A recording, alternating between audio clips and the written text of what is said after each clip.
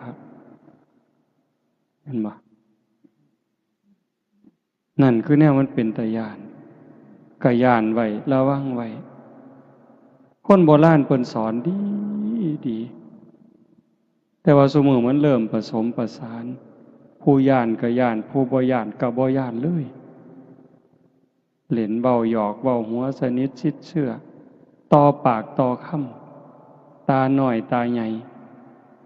ถ้ามาเคยว่าสิจกตามันได้ยังไงบอกเลยมาเล่นตาสมตาหวานนี่จกตาเดี๋ยวนี้ปานนั้นนะโยมโลกมันก็จังเป็นอยู่จังซี่ความเดือดร้อน ความบ่เป็นสุขบ้านเมืองก็ขาดระเบียบวินัยวัดว่าก็เริ่มโรยล่าลงมันเป็น